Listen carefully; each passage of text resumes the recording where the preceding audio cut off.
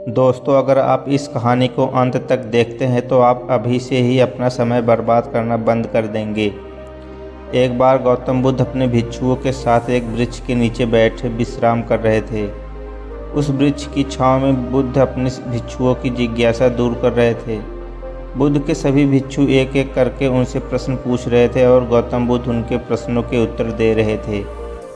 बुद्ध के उन भिक्षुओं में कुछ भिक्षु ऐसे भी थे जो कुछ समय पहले ही संघ से जुड़े हुए थे, जिसके कारण अभी उनके भीतर वह समझ पैदा नहीं हुई थी जो गौतम बुद्ध के प्रवचनों को समझ सके।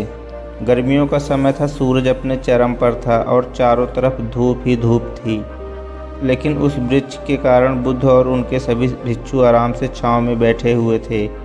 इतने में ही गौतम बुद्ध के एक भिक्षु की नज़र एक बूढ़े व्यक्ति पर पड़ती है जो उस वृक्ष के पास से ही गुजर रहा था।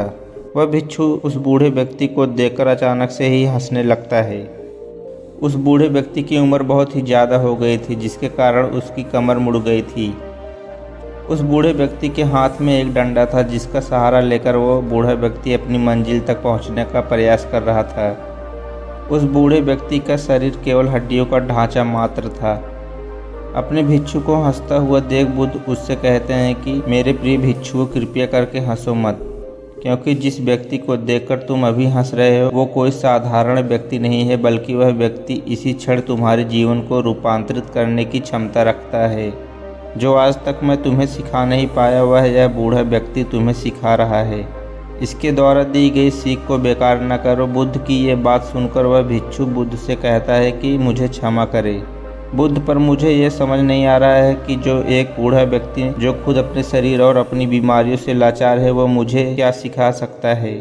फिर बुद्ध उस भिक्षु से कहते हैं कि ये बूढ़ा व्यक्ति तुम्हें तुम्हारा भविष्य दिखा रहा है। जिस बुढ़ापे को और लाचारी को देखकर तुम अभी हंस रहे हो वो बुढ़ापा और लाचारी तुम्हारे जीवन में भी आने वाला है। वह बूढ़ा व्यक्ति तुमसे कह रहा है कि अभी समय है, इस स्वस्थ शरीर का अच्छे कर्म करने के लिए उपयोग करो। अगर तुम्हारा यह स्वस्थ शरीर तुम्हारे हाथ से निकल गया तो फिर से वापस नहीं आएगा, और अभी तुम्हारा यह शरीर सही से काम कर रहा है, जैसे कि तुम्हारे हाथ, पैर, आँख, कान और ये सभी चीज़ें सही से काम कर रही है। क्या यह छोटी बात है और क्या तुम इसे मामूली सी बात समझ रहे हो? यह घटना कोई साधारण घटना नहीं थी जो अभी तुम्हारे साथ घटी है, और यह घटना तुम्हारे जीवन को बदलने की क्षमता रखती है। ठीक इसी तरह की घटना ने मेरा जीवन बदला था, और इस घटना के कारण ही मैं आज बुद्ध हूँ। फिर वह भिक्षु बुद्ध से कहता है कि क्षमा करे बुद्ध, परंतु मेरे मन में यह विचार ही नहीं आया कि मैं उस बूढ़े व्यक्ति से कुछ सीख सकता हूँ। उसे देखकर केवल मुझे हंसी आ गई। ऐसा इसलिए हुआ क्योंकि तुम्हें अपने भीतर कहीं न कहीं लगता है कि जिस स्थिति में आज वो बूढ़ा व्यक्ति है उस स्थिति में तुम कभी नहीं आओगे।